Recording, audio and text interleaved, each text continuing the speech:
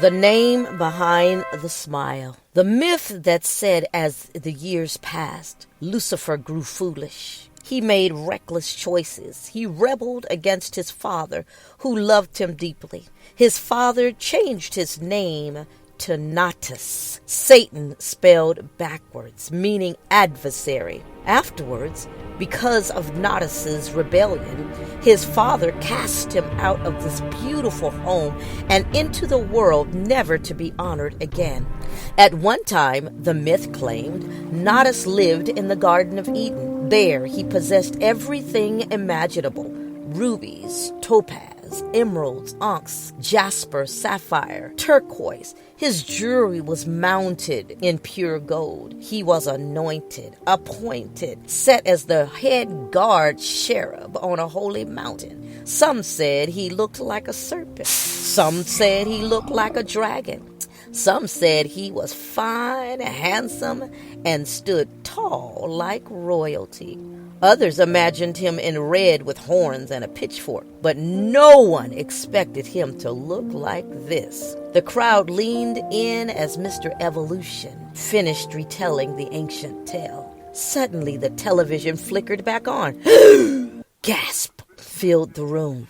Natus was on the screen again. This time, his entourage stood behind him. Men dressed in immaculate suits, clean-shaven, polished, untouched by the heat. They looked like executives from another world. But Shirley noticed something else. Thick gold chains hung around each of their necks. On each chain dangled a strange metal symbol, a symbol no one recognized. A symbol that made the room grow cold. That looks just like the old folk tale. The myth said Natus had a studious gang who disguised themselves as his brothers.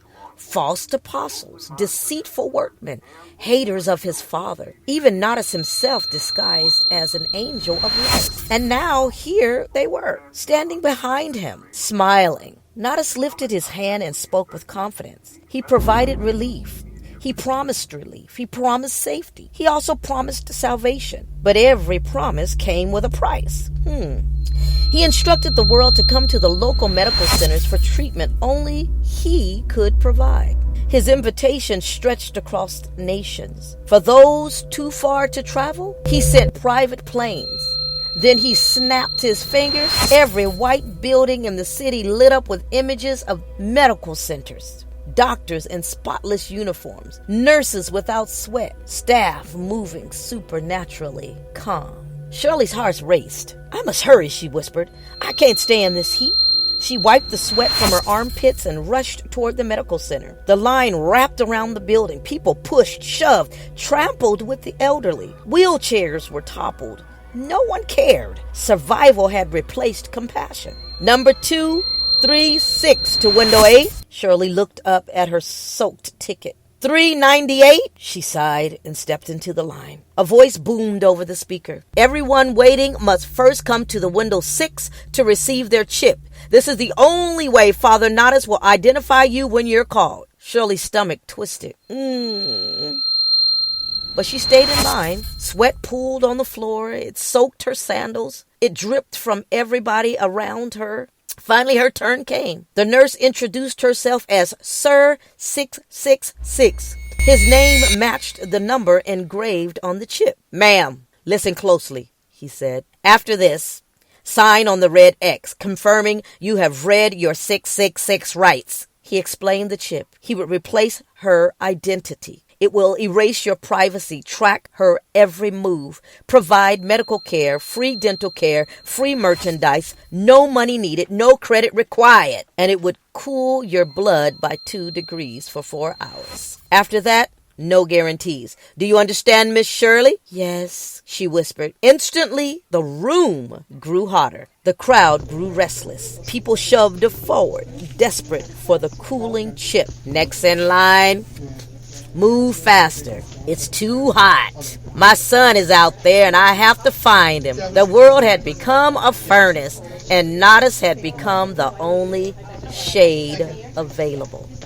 The television hanging on the wall blared suddenly, startling everyone in the room. Newsflash!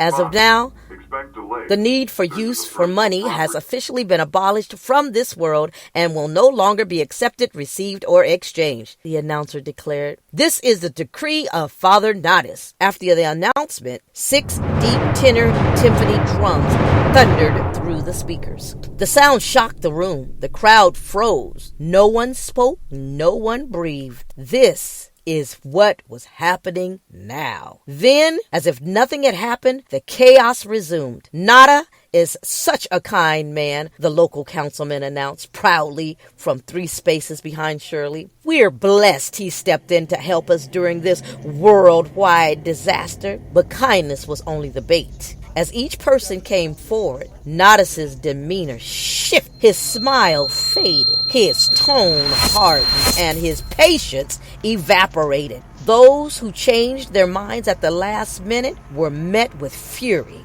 His gentleman stood straight. His gentle invitation became a command. His command became a threat.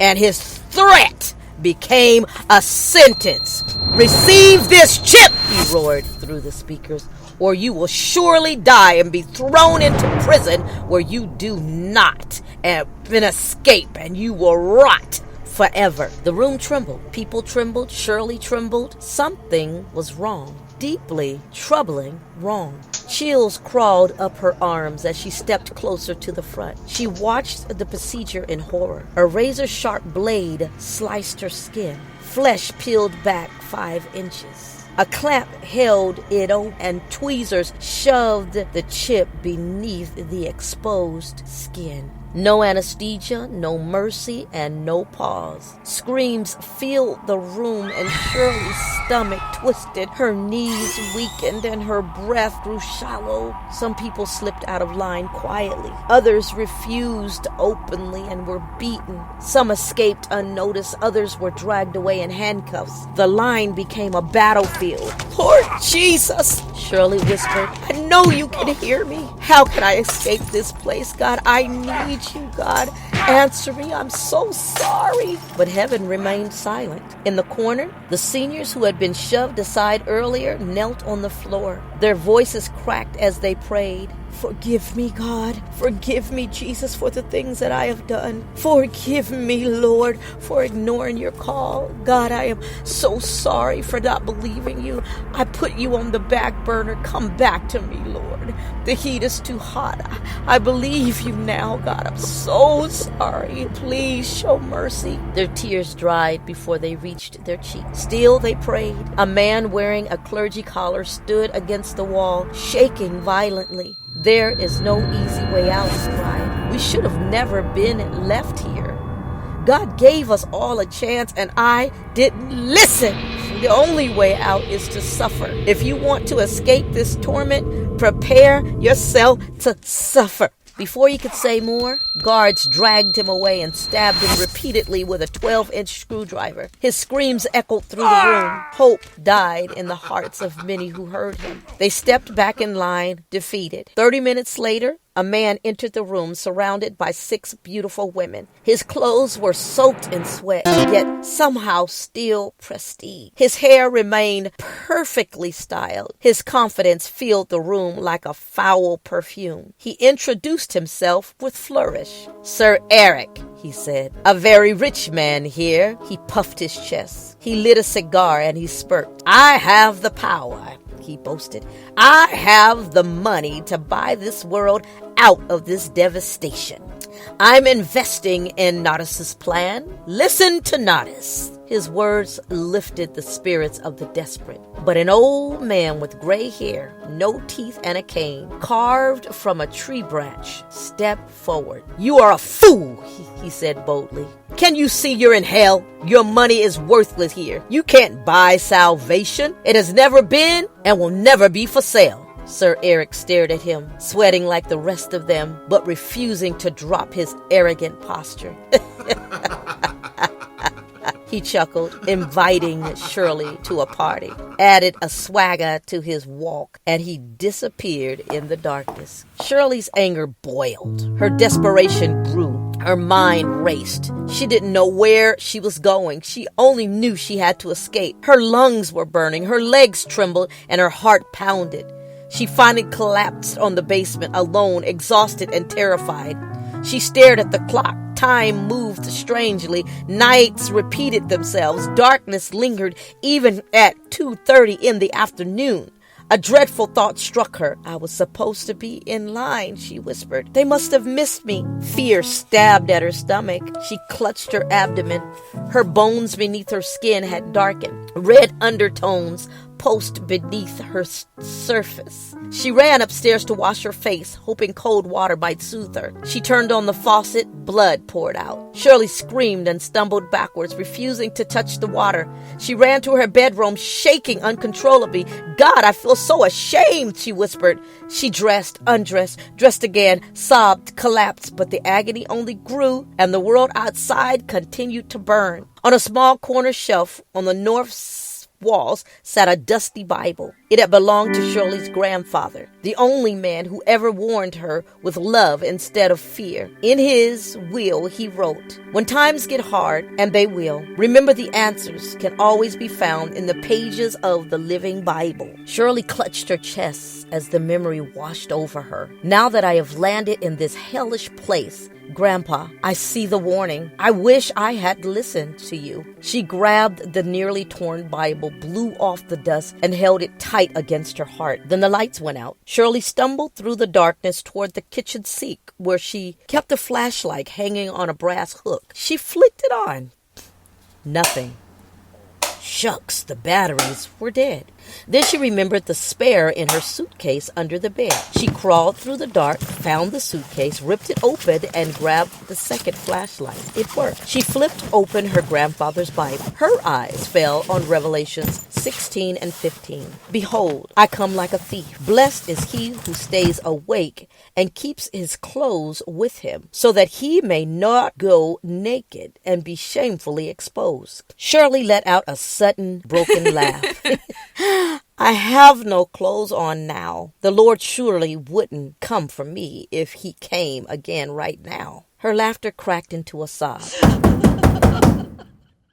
Someone hammered at the door. Shirley dropped the Bible, scrambled up her clothes, and ran to the upstairs window. Outside stood a tall man, 6'4", broad shoulders, and wearing a blue Old Navy jacket. Beside him stood a short, round woman in heels and a pink dress. Their faces were kind, too kind for this world. "Hello, may I help you?" Shirley called through the window. The man broke down in tears. "Please let us in. We need a place to hide. We don't want to die like the rest who rejected the mark of the beast." Shirley opened up the door and ushered them inside. "Watch your step," she said, guiding them toward the basement. The man introduced himself as Evangelist Josh. The woman was Prophetess Prissy. "So you're an evangelist and you're a prophetess," Shirley said. "And me, well, I claim to be saved, but look at me now. With all this misery, I don't know what I believe anymore. Where is God?" Josh gently interrupted. "Let me tell you about us. I'm a doctor. I traveled to foreign countries helping poor children. While I'm there, I shared the gospel. My hope is that they would translate it and spread it through their villages. My wife, she's a photographer." Shirley frowned. "If you're both servants of God, how is it that God didn't take you with him?" Prissy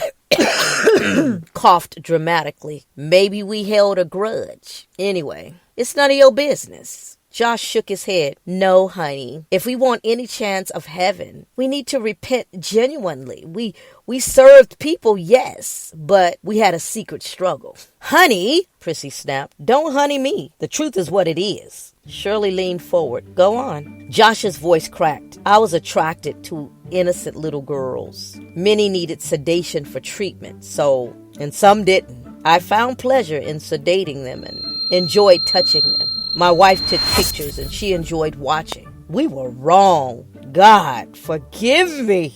Prissy glared. "Well, why are you here, Shirley?" Shirley's face flushed. "I needed to be worshipped. I wanted people to give me attention. I wanted to be the center of attention. I envied my pastor. I turned people against him so they'd notice me. I wanted to feel like God." Josh looked at his phone and lifted a hand. "Shh, I heard something." Silence. Everyone froze. Silent. Nothing. Prissy exhaled.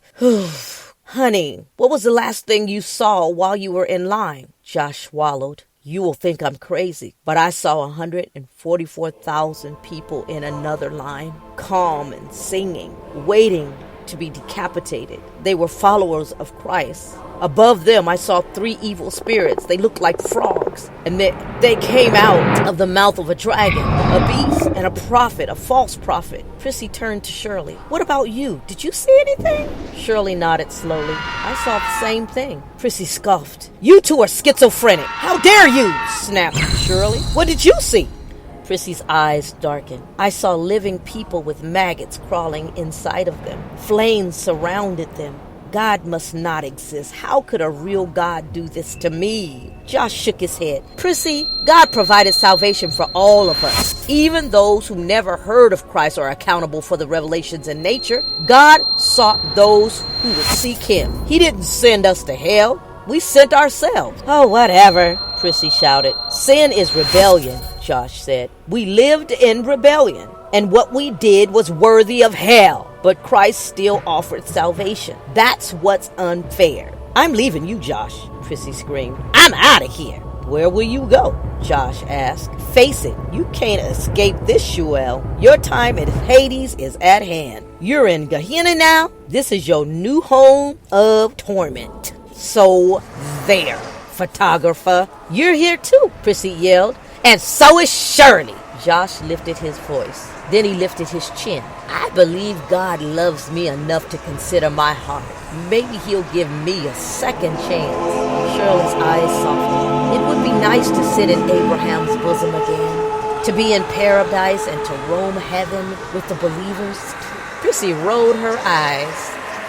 You two are unrealistic. There is no God, and he is not thinking about us. Josh looked across the room and noticed the Bible Shirley had been reading. He walked toward it. The moment his fingers touched the cover, the front window shattered. Shirley ran upstairs. A mob stood outside. They were throwing stones and screaming and foaming at the mouth, eyes wild with madness, and the world had become a furnace and hell had come to the doorstep.